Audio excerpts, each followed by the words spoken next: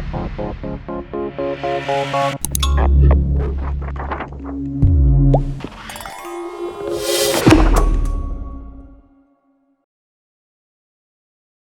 you for joining us again for another Digital Champions short video.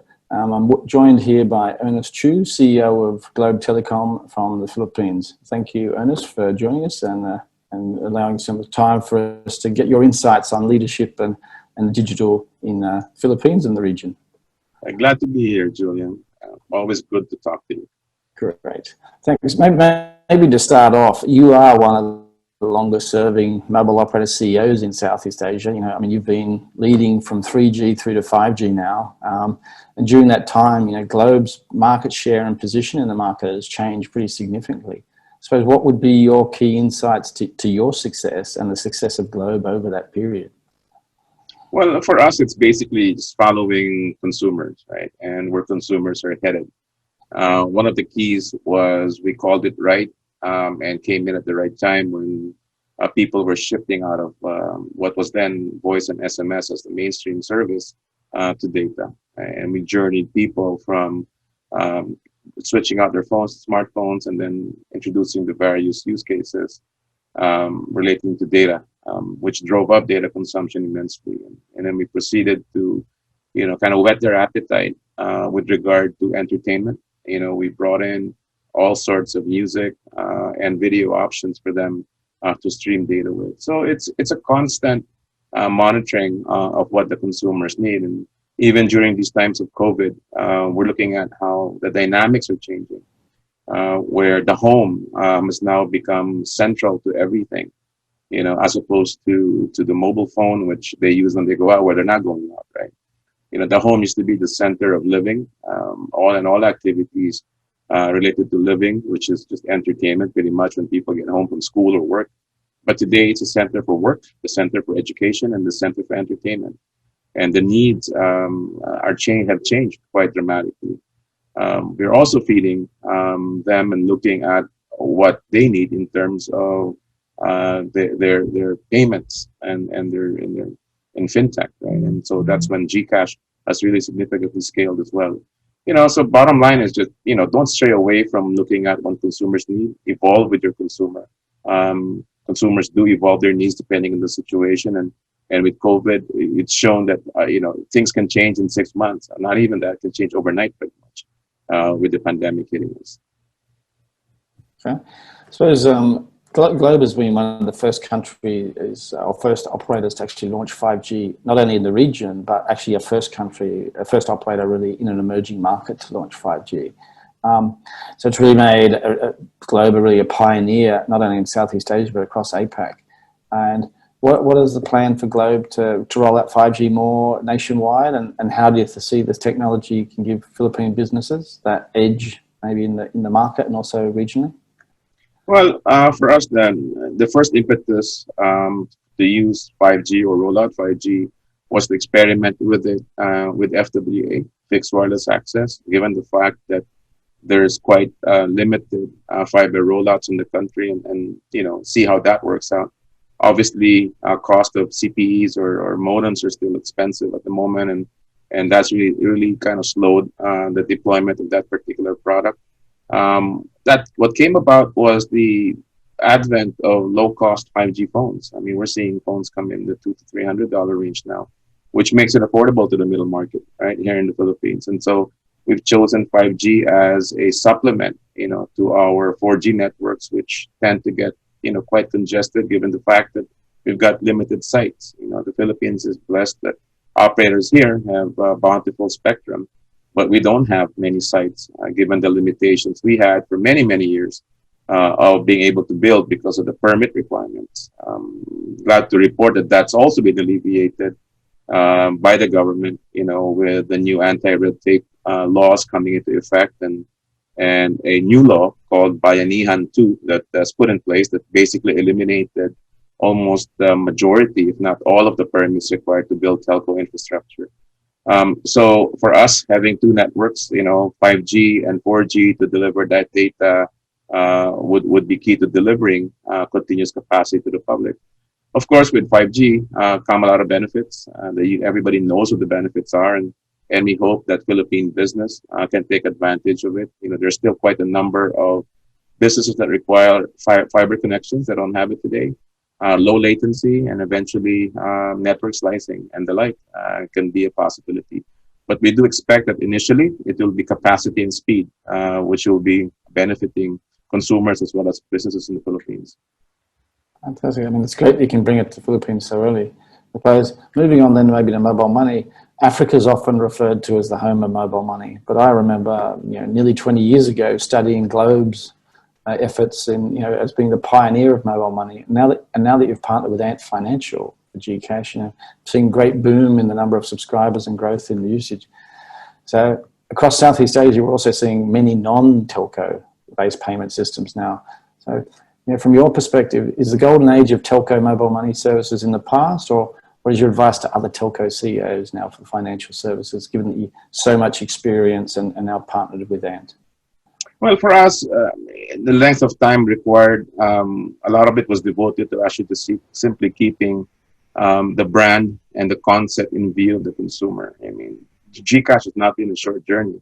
I think most people don't know, but it's a 15-year-old brand that we kept alive even the time of the feature phone. When Nokia's were the standard, we were already having GCash and using SMS to transmit money. Obviously, the customer experience was poor, giving it to type everything using a number pad, and really waited for the right opportunity when things were right. For the networks, for the phones to be ubiquitous, and then of course capturing the right technology partner in Ant Financial. And riding on the Alipay platform for all the features that make the app very complete today.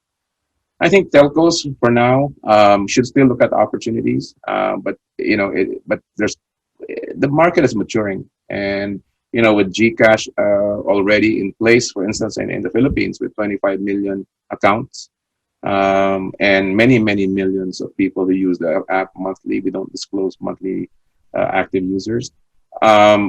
It may be a bit late for others who may want to try it at this stage. Likely for other telcos who want to get into it, there's quite a bit of things you can leverage actually. So I look maybe M&A opportunities, people who have difficulty in scaling, just to give you that boost right in the market. Because starting from scratch at this point, I guess after guys like us have been scaling for the last 2 or 3 years, I think would be very difficult because as you know, there's a significant first mover advantage. Once you've laid out your merchant network, your cash-in network, your list of partners when it comes to features in the app. Our app today features financial products like savings accounts, money market funds, and we just launched a joint venture with Singapore Life to offer insurance services, which will be coming out in mid-October. And obviously, we're also lining up quite a number of what we call mini program partners in GCash, where you will be able to buy things like groceries, fast food, book a ride, both in two-wheeler, and hopefully we can partner with some true ride-hailing apps with cars as well. They're still reluctant to work with us, and we hope that they will do that.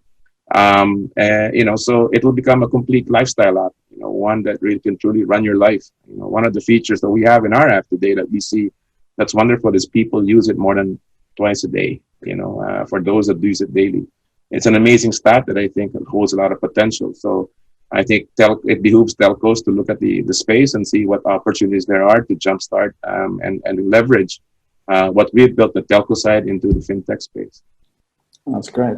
I mean, mentioning that, Globe and yourself, have a long history of innovating in new services like GCash or mHealth services, things like that. I know you've also got your startup accelerator, and you're also a big partner with people like Google and other big players. I suppose in some sense your innovation path is more similar to what we see from Silicon Valley digital service providers and even things coming out of China now.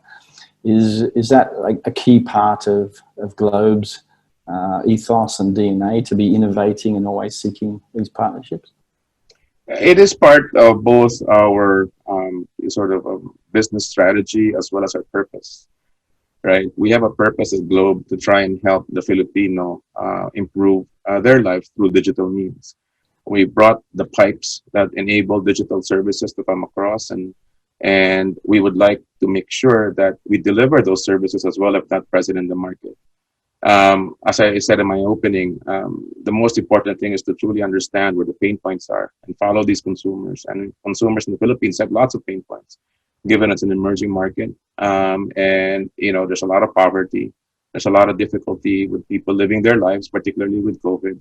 And we kind of look at where these openings are for us to come in that are probably still unserved or underserved, maybe better term. You look at healthcare, for instance. We were able to leverage a small offering we had that's now grown significantly over the pandemic of a telemedicine offering that we've been incubating again for 5 years. Right? We're quite patient people, and as long as it doesn't burn too much money, we keep it alive because we see some potential in it. And eventually wrapped it around some group assets. When I say group, it's the Ayala Group. They had AC Health, which has amassed a lot of brick and mortar assets in the medical field. And we got together to put together a pharmacy, telemedicine, electronic medical records with a connection to the brick and mortar world of healthcare. And so we're very optimistic as well. We're also looking at what habits have evolved during this pandemic. The habit of, let's say, for instance, grocery shopping.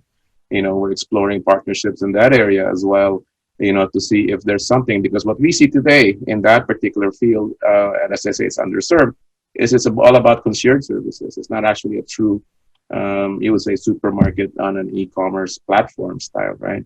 Not driven by large entities that have the capital to really make it ubiquitous and go nationwide. It's still very much pockets, right? You would say, you hire a buyer and let him go to a store and buy the stuff right and deliver it to you. That's actually not a supermarket service. So we're looking at these things in commerce, we're looking at healthcare, looking at how we can even jumpstart and empower SMEs to get online. You see the emerging trend in the Philippines where a lot of selling is happening on Viber, for God's sake, right? Through messaging, through these small communities that have evolved because people need to make money because it's the cheapest form. But what if you can enable it? We've enabled payments. GCash is the standard for payments with these kinds of merchants. And perhaps you can make their lives a little bit easier with a better customer interface. Today it's the best interface they have is Viber with a link to a Google form. Perhaps you can do something better. So we're continually looking at it. Our goal was to improve the lives, as I mentioned, but also improve it through the use of the assets we've built through many years of operation. And this would be by way of our customer base, our data about the customers, our distribution network, the capital and the human capital and the financial capital that we have. And of course, the many partnerships that Globe has had over the years, as we described. Fantastic. One more question for you then. Thanks, Ernest. So GSMA Thrive's coming up in a couple of weeks' time, where we're bringing together regional and global leaders of industry and digital ecosystem to really examine and discuss and hear from the views from leaders about the advancement of the digital societies. Where and how important to you is for the industry to come together and to discuss these type of leading issues in your role as a leader for Globe and also for Philippines? Well, telcos occupy a very pivotal role in people's lives today. If we were important then, we're more important now. Given us, we mentioned everything happens remotely in the same way. We would usually be doing this interview face to face, and today we're doing it through connectivity. But that also comes with a responsibility to see if there are other things that we can do as an industry to improve the lives of the people that we serve. I mean, beyond connectivity. I myself, has always been paranoid that I don't want to be restricted or relegated to a commodity player in the market and simply selling gigabytes. And that's why we thought of 917 Ventures, our corporate incubator. Because we wanted to look beyond the network as the only asset that we built.